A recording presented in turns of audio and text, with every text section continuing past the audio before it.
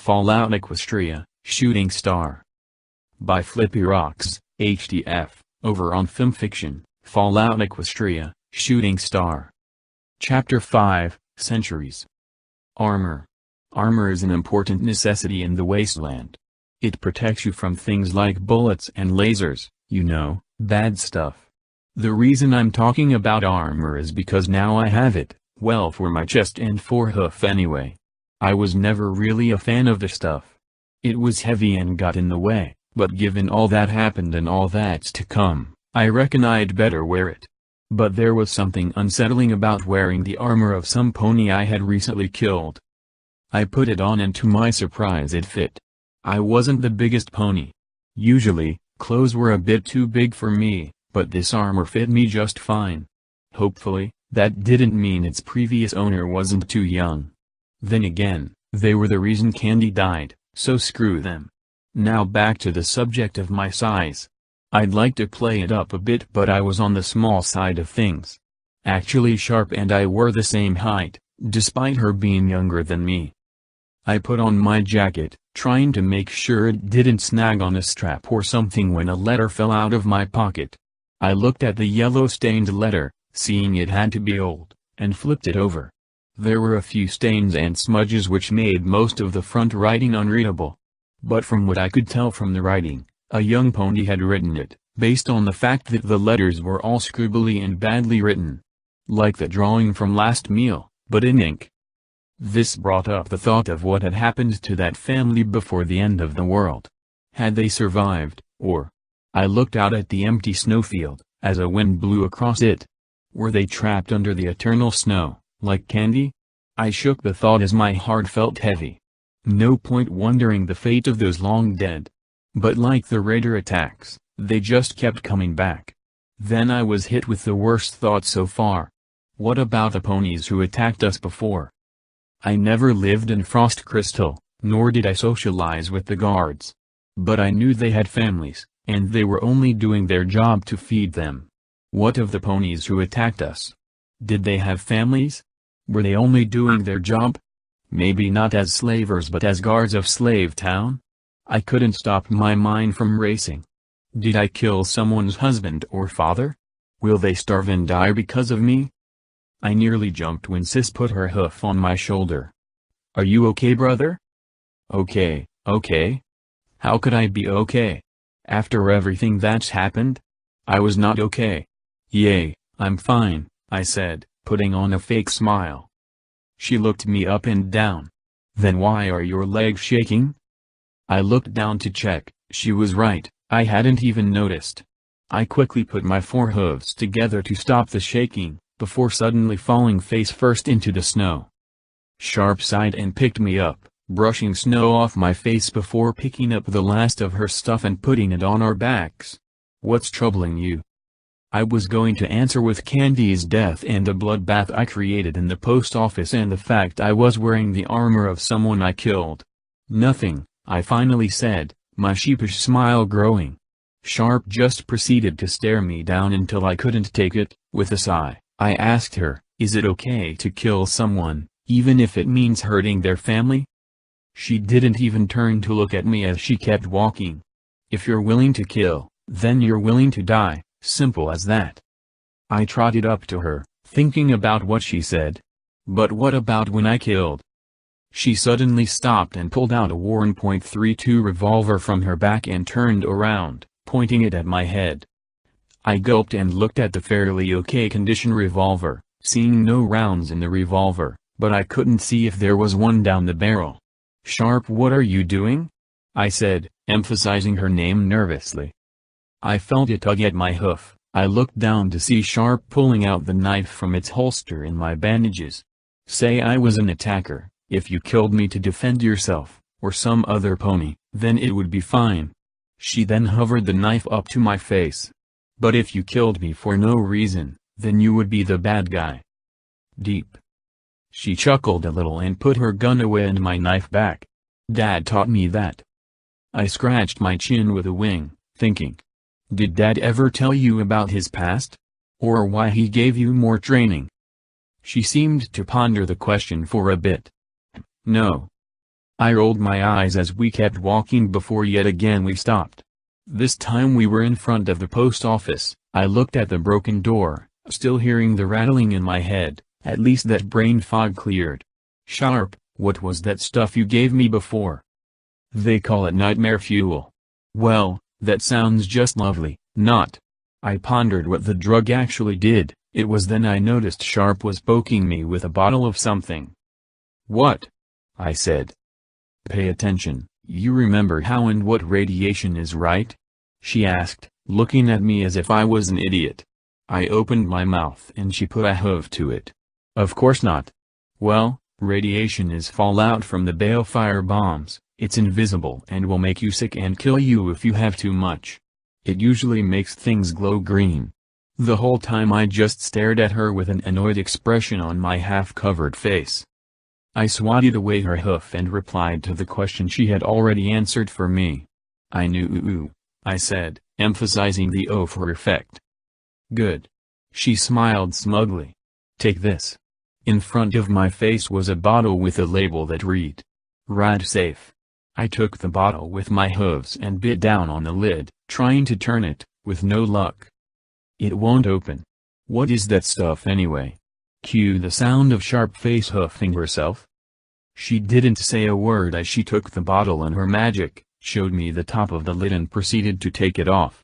As it turned out, there was a child lock. You had to push down and turn at the same time. Moving on.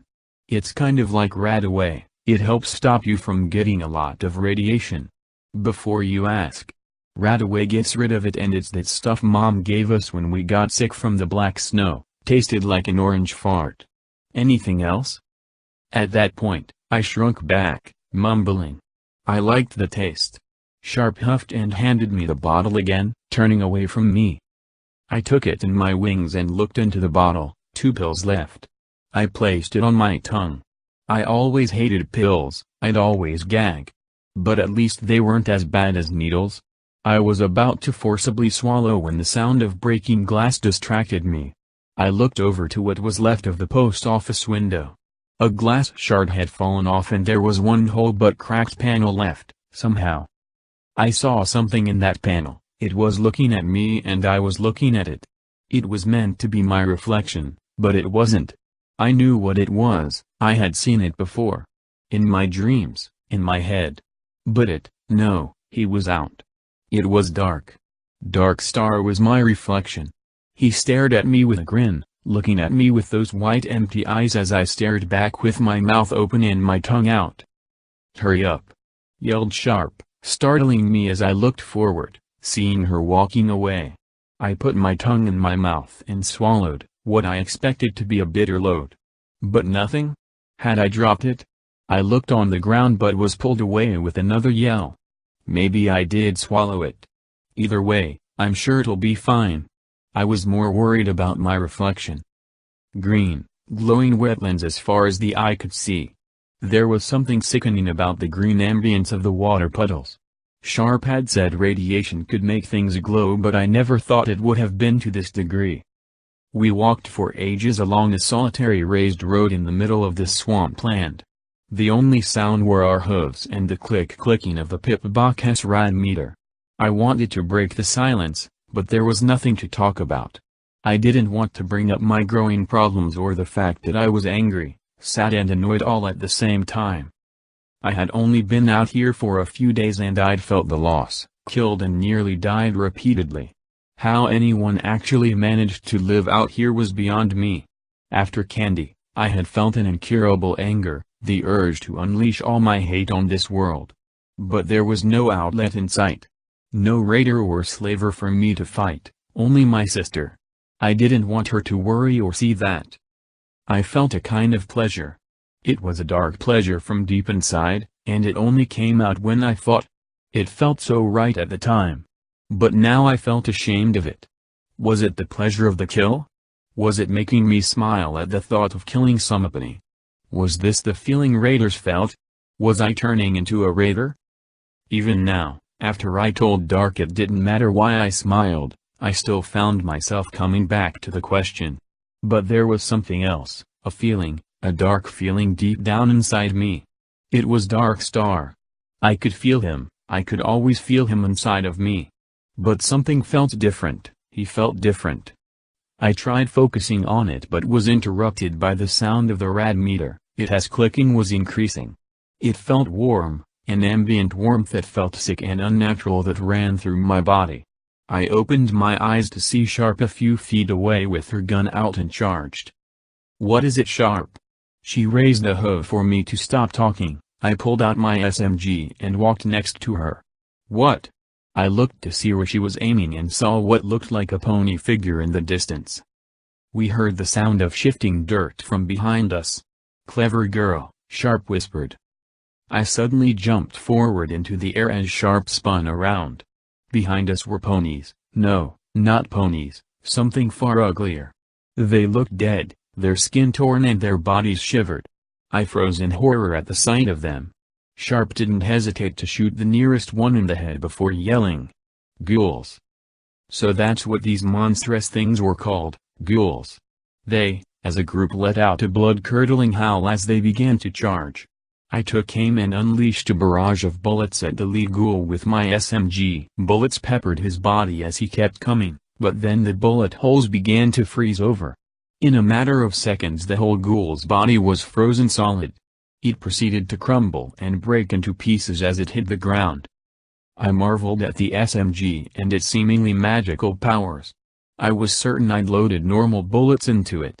Unfortunately, being distracted in a battle isn't a good thing. And apparently, ghouls were quite agile. The ghoul far behind us had already closed the distance and had the athletic prowess to jump up into the air and tackle me. Before I even knew what had happened, the feral creature had sunk its teeth into my wing. I screamed as I failed to stay in flight and ended up falling to the ground with a wet splash. My head was underwater. I was in the radioactive marshland with a feral ghoul leading me. I thrashed and struggled as I tried to lift my head up, the ghoul keeping it down with a firm hoof as he tugged at my wing. I didn't know what I was scared of more, drowning or having my wing ripped off. Then suddenly the pressure of the ghoul on me lightened and it let go of my wing. I shot up gasping for air, out of the hoof-deep puddle. The ghoul was missing its head.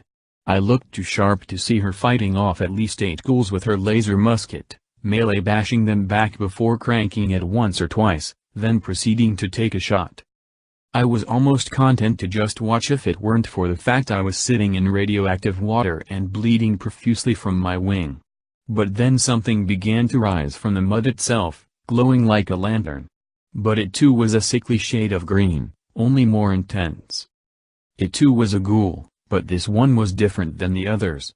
I watched as it opened its mouth to release a howl that put the other ghouls to shame. Right away I could feel a spike in the magic radiant heat.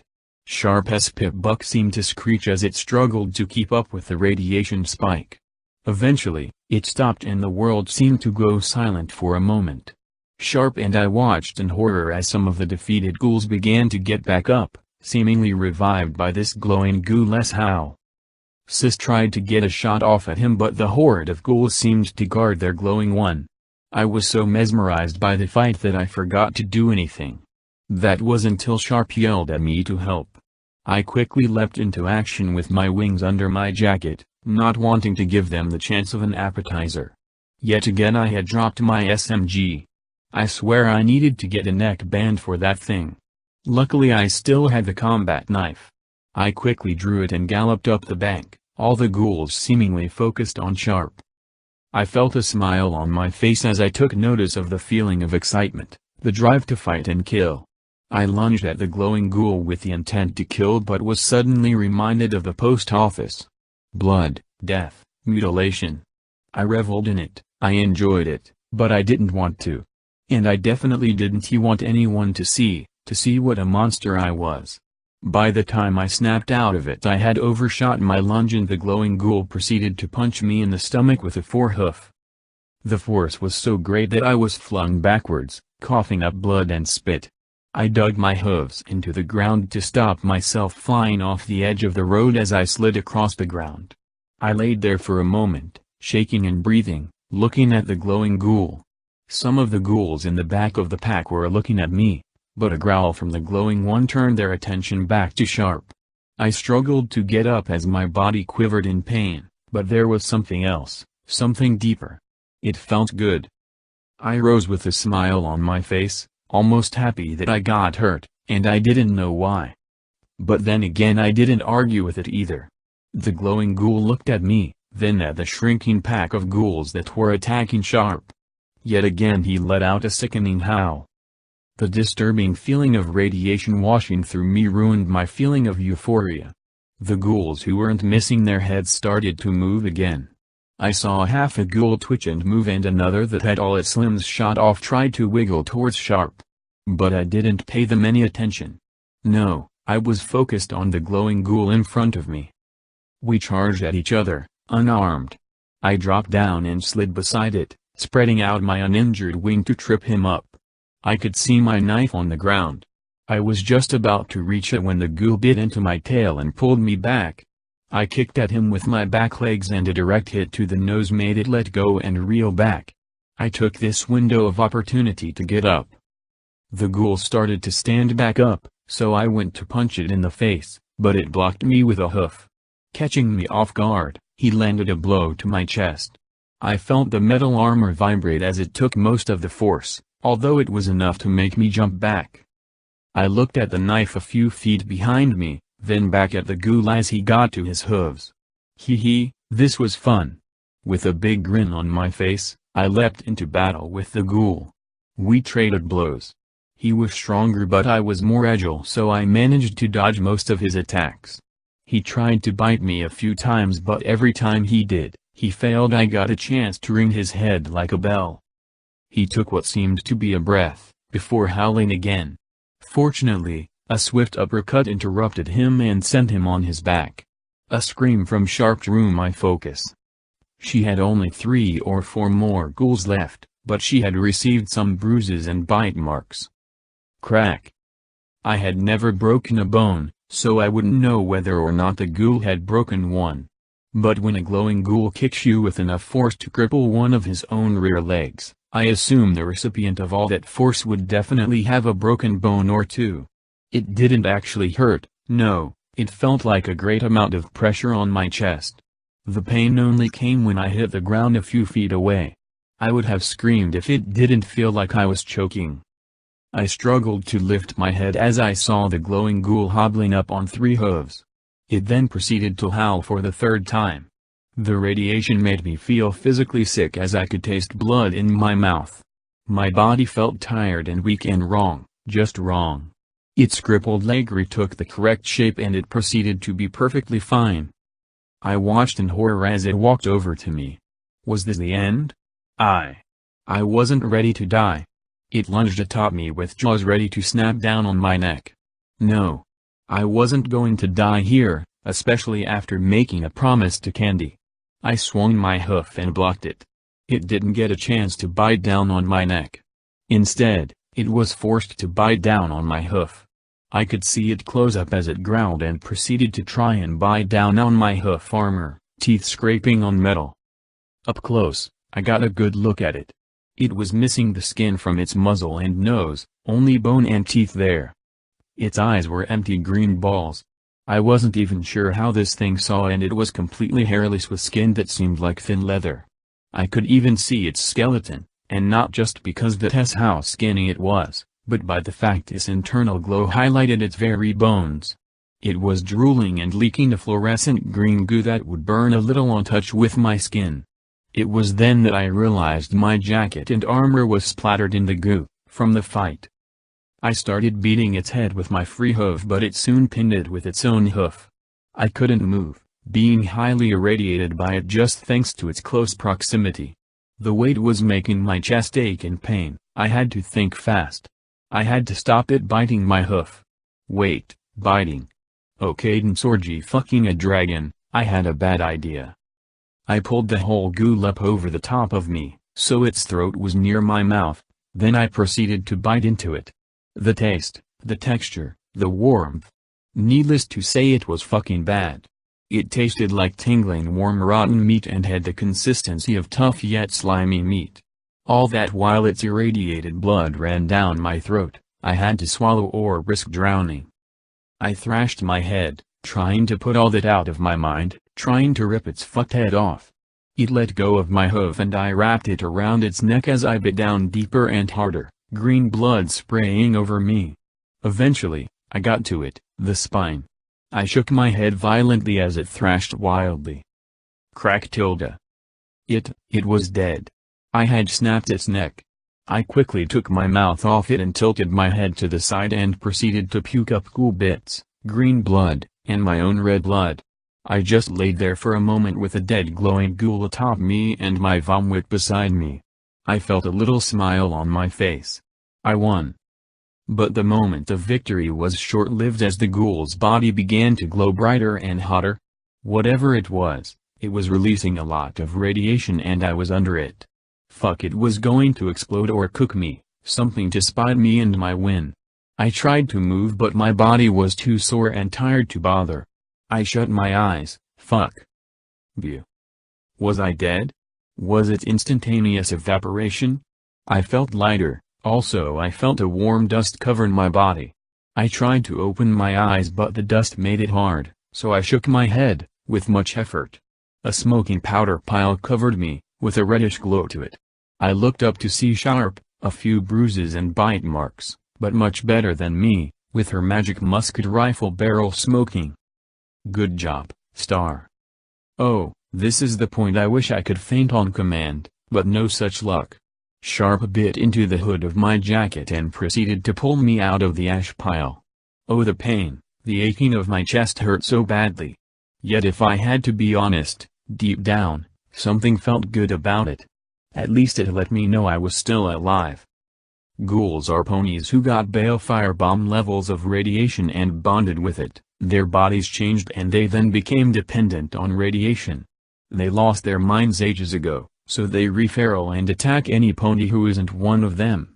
Sharp proceeded to educate me as she brushed the powder off me. I didn't bother to talk as even taking shallow breaths hurt. I did wince when she started brushing it off my chest and stomach. Glowing ghouls explode shortly after death unless you decapitate it or disintegrate it. Glowing one's howls also heal ghouls. It can't fix a destroyed limb, but it can heal a crippled one. So go for the legs to slow them down, then finish them off by destroying the head, even if they re-dead.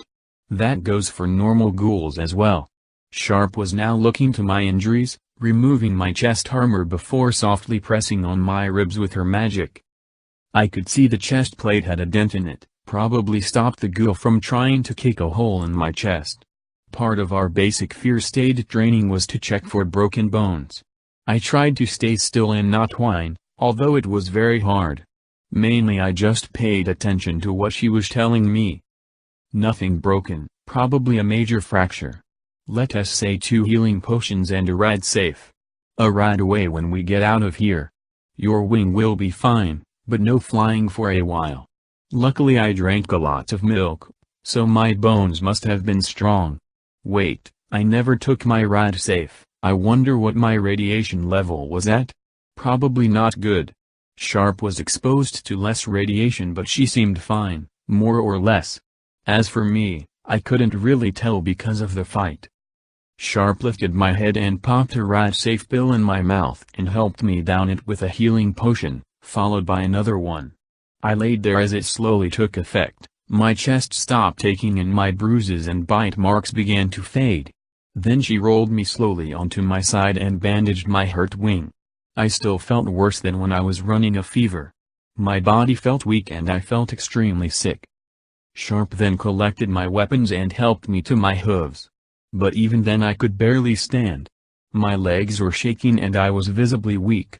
Sharp tried to offer me Radaway but I declined her offer. I knew Radaway was expensive, so the less I took now, the better later on. Dad taught me a lot about the dangers of the outside world.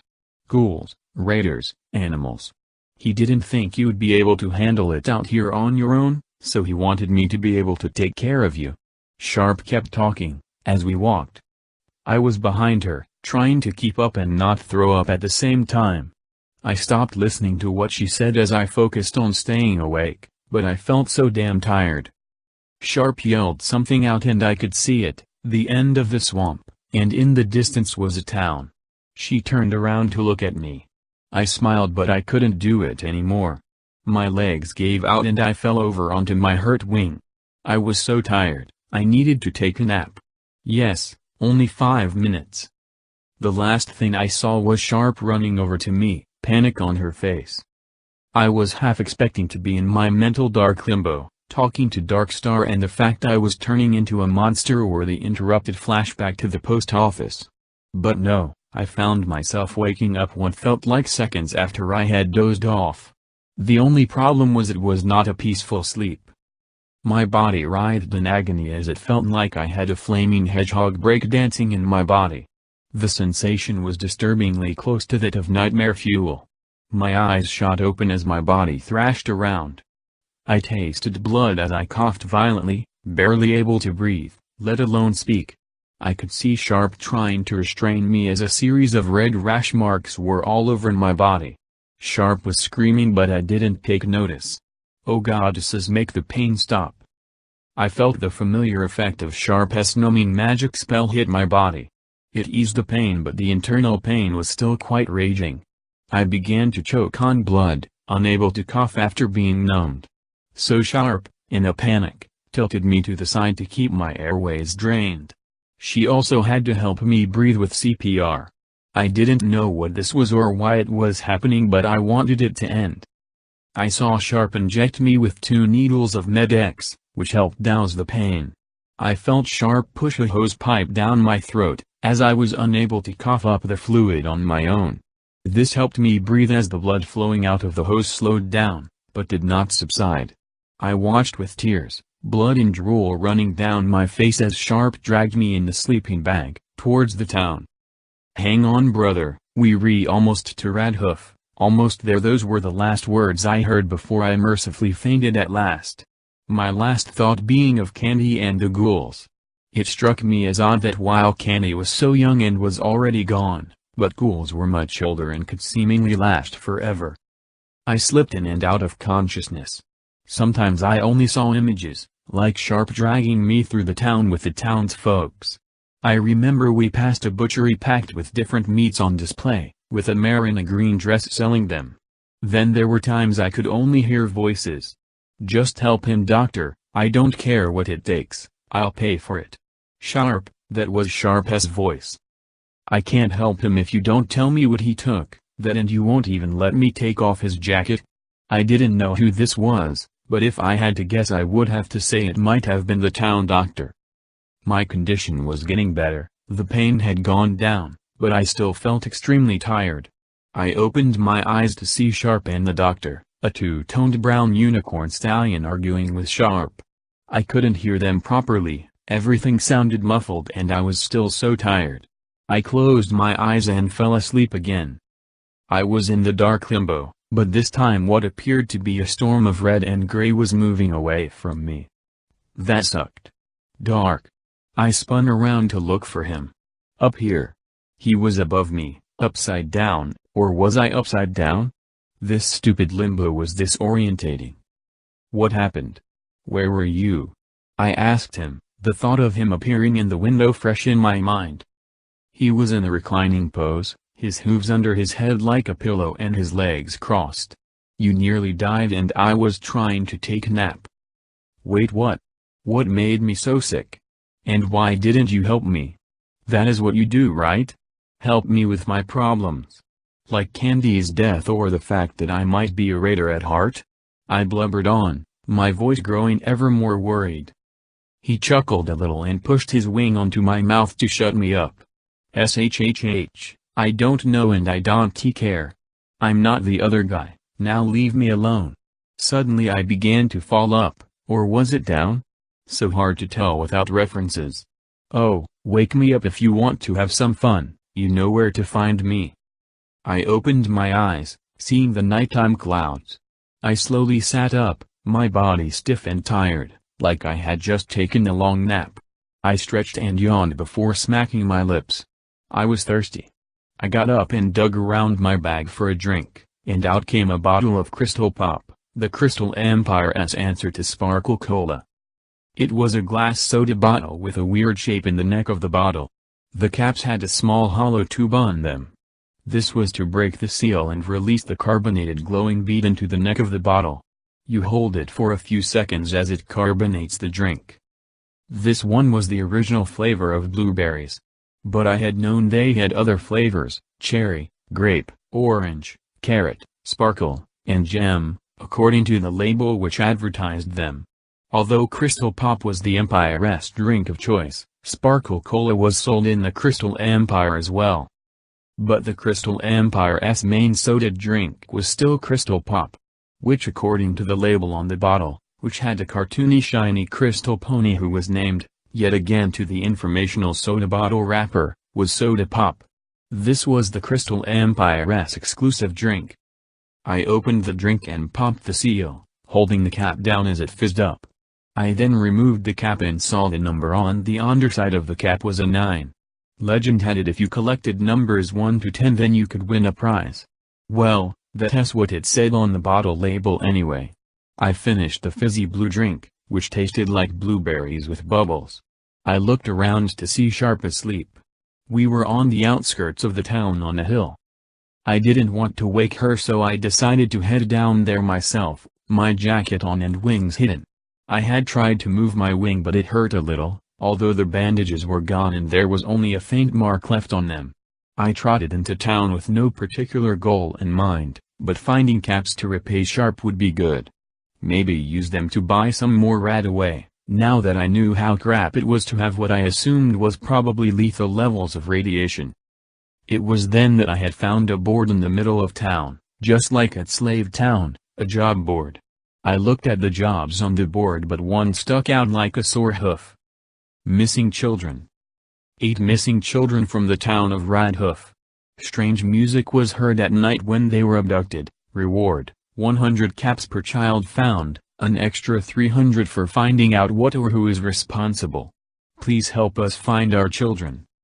I couldn't possibly turn down the opportunity to help this town and save those children, especially after what happened with me almost dying and losing Candy. It was then that I noticed no one was outside. I knew it was night but it didn't seem that late. Maybe they were scared of the child snatching music. I contemplated waking up Sharp, but I decided not to since she had a long day. I began to wander around town, looking for clues, but there wasn't anything. It was getting late and I was contemplating heading back when I heard it. An alluring tone, different than Candy's music box, but still nice, and I was drawn to it.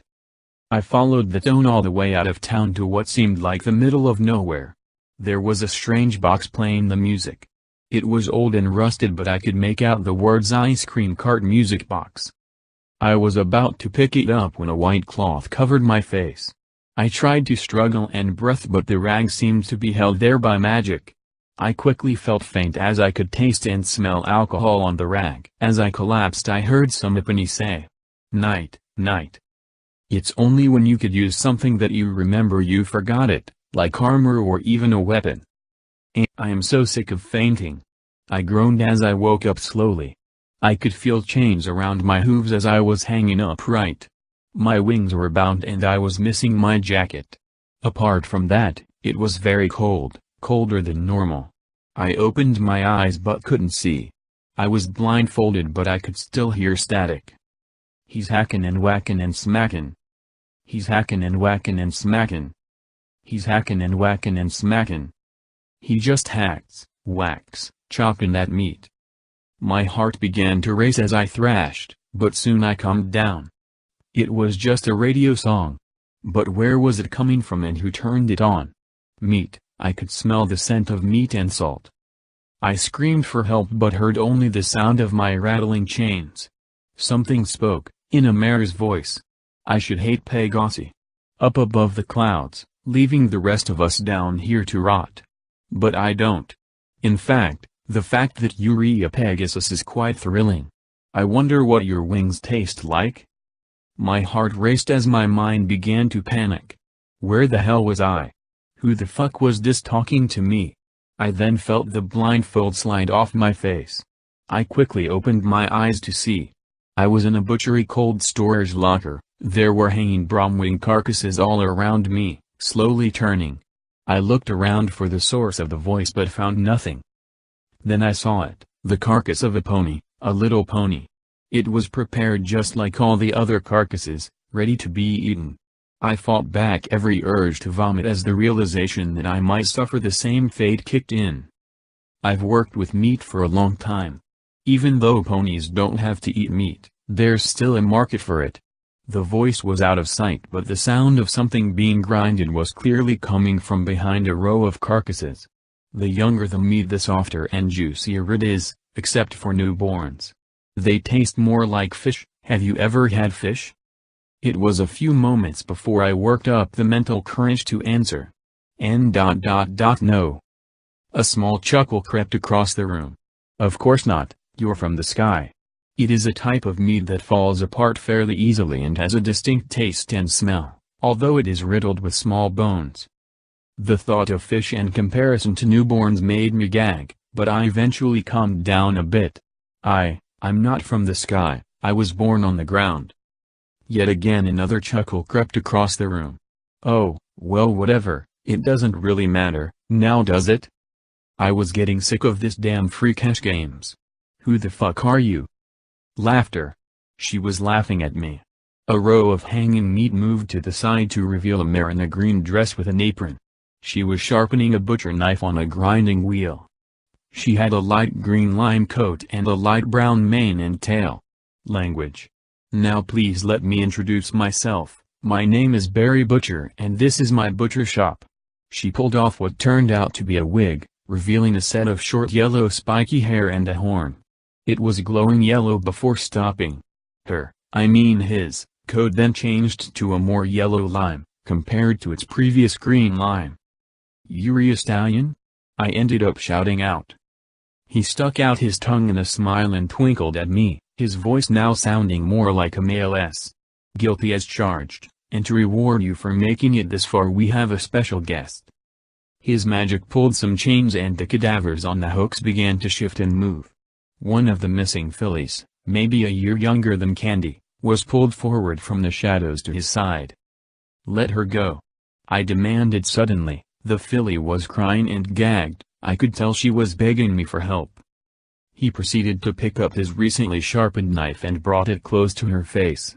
She squirmed in terror as she saw the knife coming closer. She's the town mechanic's daughter. Since she enjoys taking things apart I thought I'd do the same to her. I thrashed against my chain. "You're sick. Why are you doing this?" He seemed to freeze at the question, pondering it. "Why? What a strange little question that is. I suppose it's because I enjoy it. The first person I killed was my wife. She was nagging me about something and then without thinking about it, I sliced her to pieces.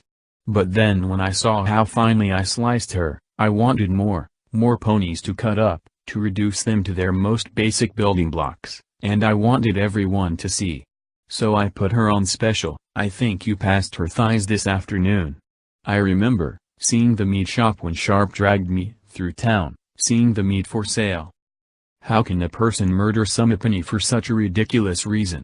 There's more than enough food for your town. I shouted, grinding my teeth in anger as I struggled, trying to flex my wings. Food? I didn't do it because of food, I did it because I could. He proceeded to slowly trot closer to me, knife in tow. Given the slightest provocations, anyone can do it. "Stay back!" I yelled as we were almost face to face. He proceeded to talk and wave the knife around in an exuberant fashion. "Ponies have morals, but send them to war and they have no problem slaying each other in the most brutal fashion. Why do you think that is?" I looked to the side, away from him, not wanting to answer. I have no idea. Suddenly I found myself staring at my own reflection in his knife. It dug deep into my shoulder, blood soon obscuring my reflection. I whipped my head away and wailed in pain. He proceeded to pull the knife out of me and kept talking. Because deep down inside we all want to kill. Most just need an excuse to distance themselves from the idea of being a monster. Even you. I breathed heavily as the wound bled badly, my body twitching from the experience. I began to open my muzzle to reply when Barry carved a piece of my cheek off. My one eye began to cry as the pain froze me in place. My tongue couldn't help but explore the now open hole in the side of my face. My eye drew to the missing piece of my cheek laying on the cold tile floor. The cheeks are usually the sweetest part of the body, and I hate it when you wannabe hero types try to justify your actions. Matter of the fact is, you're just as fucked up as the rest of us. My eyes focused onto Barry with intent to kill, my hooves and wings pushed hard at the chains. The pain from my face and shoulder began to become pleasurable. I could feel the dark sensation deep within me. Dark Star. I embraced it and it felt good. I spoke as best as I could while missing a cheek. You're right. I am fucked up, I am a monster, but I don't enjoy killing ... No. I hate it. But for you, I'll make an exception. He raised the knife for what I assumed was the final blow. I'd like to see you try. I screamed and pushed my wings out as hard as I could, with a clang and a thud. My wings broke the chains that bound them and opened wide, startling Barry. I used that window of opportunity to fly up and off the hook. Barry swung at me with his knife, but only grazed my stomach, leaving a small cut. Unfortunately, there wasn't much room in here, so I ended up having to fly forward, knocking Barry over as I tumbled into his table, breaking it as I crashed into it.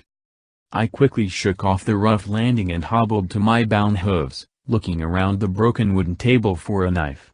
I looked back to see Barry getting up, so I decided to grab a big splinter of wood and run into the meat maze. I could see the filly looking on in surprise as I left her there. I kept repeating in my head, "I'll save her. Come out, wherever you are, little birdie."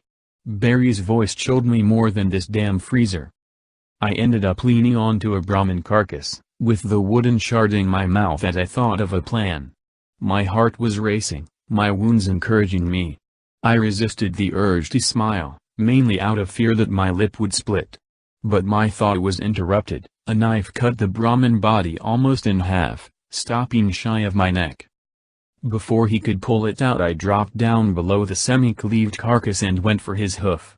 He screamed in pain as the shard plunged deep into his leg. I quickly rolled to the side as he ripped the knife out of the carcass and tried to cleave my head, breaking the knife and the tile. I wiggled away under more hanging bodies. Frantically I looked for the keys and my jacket. I couldn't do anything with my hooves bound and there was no room to fly. I saw them, hanging on a hook on the wall. I laughed in joy as I began to squirm towards them. But that joy was short-lived as I felt something grab my rear leg chains. I looked back to see Barry on the other side of the room, with a normal-looking knife floating beside him, his horn aglow as it had a firm grip on my chains. I thrashed and struggled, trying to desperately move forward. But the floor was too smooth, too wet from blood. I saw something behind me to my side and squirmed towards it, knocking it over to my mouth so I could grab it. It was a rib bone. I held it firmly in my mouth as I was pulled back to Barry. "You can't escape this cage, you stubborn chicken," Barry quipped angrily, before pulling me all the way to him and flipping me over. When he did, I pushed my top half up with my wings and swiftly stabbed him in the neck, blocking his knife attack with my hoof. We looked at each other for a moment as I watched him die, the rib tip sticking out the other side of his neck. He tried to speak but only ended up coughing blood over me. He fell to the side, limp, dead. I turned my head to see the knife lodged deep into my hoof and probably bone as well. Pain came flooding in as I just dry cried on the floor next to Barry's corpse. The pleasure of the fight had worn off and the dark feeling subsided, and I could feel my heart start to calm down. Eventually, I worked up the nerve to bite down on the knife handle and rip it out. I threw the knife to the side and writhed in agony, bleeding badly and probably having carve marks on my bones. Plus I was still missing a piece of my cheek. I knew I had to find a few healing potions or something stronger, fast. After making my way to the key and getting those stupid chains off, I quickly looked around.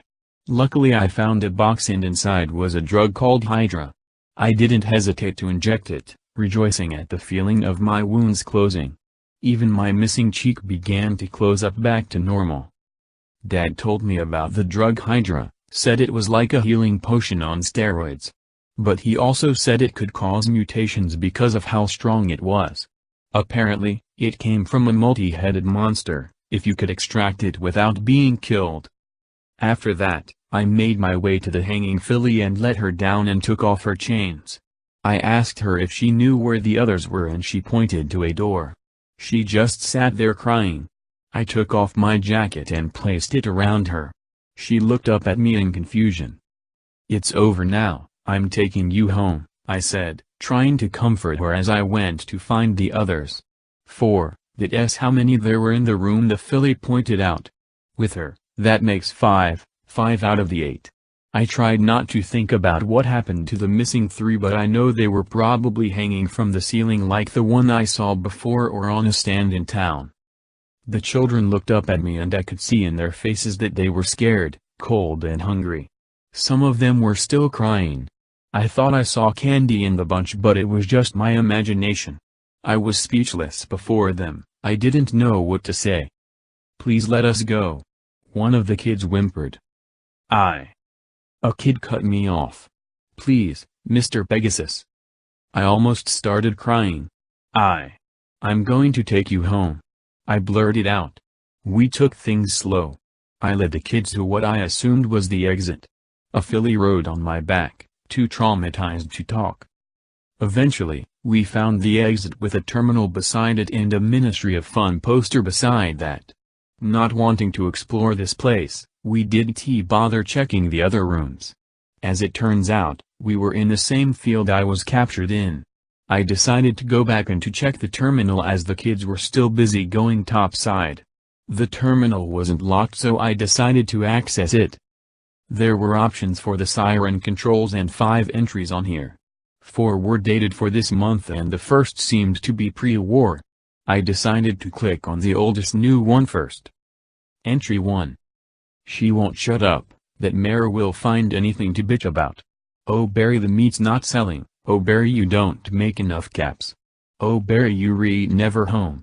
One of these days that cow is going to get what's coming to her." Entry 2. I did it, I shut her up, permanently. I don't know what came over me, but I know one thing, she sure tastes better than she acted. I wonder if it'll sell? But even if it doesn't, at least I can have some peace and quiet. Besides, it was fun, freeing. I want to do it again, but I have to be smart about this. Becoming a raider will just get me killed. Besides, raider doesn't seem my style. I wonder if I fix up the old music box siren, if it'll work. If it'll really do what this machine says it will. Entry 3. It worked, wonderfully in fact. They just come to me. I had tried testing the differences with Brahmin, but with ponies, it's much more refined, higher quality. This is sure to sell well. This sure is different than killing Brahmin. They would beg and plead, but there was always a disconnection because they weren't ponies. But now, killing a pony, cutting a pony, that feels so much better. Entry 4. Too young. 1 year or younger are too young and too small. They read just like fish, even have those annoying bones. I paid 100 caps for a fish once and the thing didn't even taste good. I bought last night's dinner for a much higher amount. But hey, it's not like the wasteland has a lot of places for unwanted babies. Maybe I should open an orphanage. Nah, too much work and attention. I barely have room for the ones I have with me now. What's the total I had from the start? 8 from my town, 5 from travelers and the baby. 6 down, 8 to go. Hee, I might have to have a sale. Entry 5, Prototype Whippy Ice Cream Vent Siren. It works, this thing actually works. I can't believe it.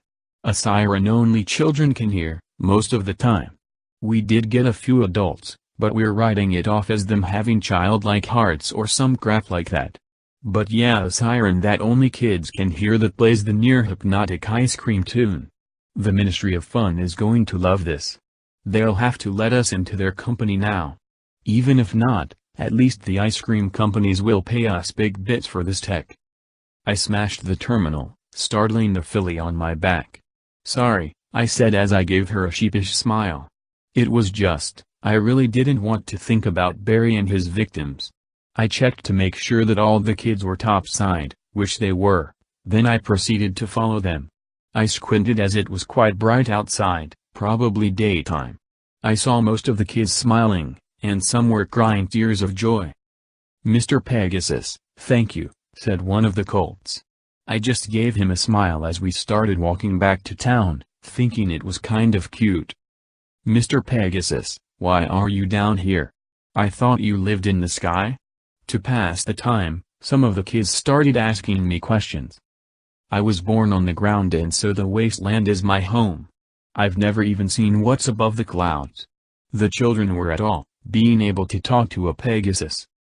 "Mr. Pegasus, why do my parents hate Pegasuses?" "Pegasi," another corrected. I just awkwardly chuckled. I had known about hate towards Pegasi. I had understood it myself. They kept the sky and clouds all to themselves. They never bothered to help anyone but themselves, even now. But it was something I wasn't really comfortable explaining to a kid. Luckily fate intervened and an angry beast interrupted our conversation. "Brother. Sharp," it was Sharp, and she was mad. "You almost die repeatedly and I spend my time and caps trying to keep you alive and you repay me by sneaking off at night to do something dangerous?" I just awkwardly chuckled, really not wanting to answer. She eventually sighed and dropped it. "So you tried to do some quest to save these kids and succeeded. Tell me what happened?" I and some of the kids shivered at the thought of what happened back there, some even started crying again. Yet again Sharp sighed. "It's okay, everything is alright. You take that one back, I'll leave the rest back to town. All the kids looked at me for verification. "Okay, kids, you can trust her. She may be cranky at times but she's my sister." I started to fly upward a bit, the filly holding on to me tight. I looked at Sharp, who was still mad, and the kids who were in awe with my ability to fly. I chuckled. "Hold on." The filly did and we began to fly off. In the corner of my eye, I could see the filly with her head raised up. I swear I even heard her giggle a little. So I decided to take the scenic route. We both giggled as we flew around, we could even see the glowing swamp from up here. I felt something wet hit my coat and looked up but didn't see any rain. It was the filly, she was crying. "What's wrong?" Suddenly she hugged me, I struggled to regain balance and she whispered. "Thank you, Mr. Pegasus." "Hee hee, my name is Starshot. Radio calls me Bluebird." She smiled and looked at my jacket with the bluebird patch.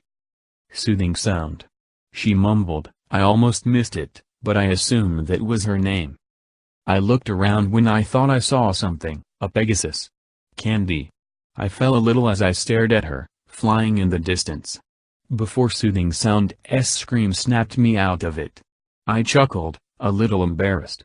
Luckily we were at our destination, Radhoof. I landed and all the townsfolk looked on at me and Soothing Sound in surprise. She climbed off and looked at a crowd gathering around us, shrinking back into my jacket. Until a mare's voice sent her off like a rocket. "Mama."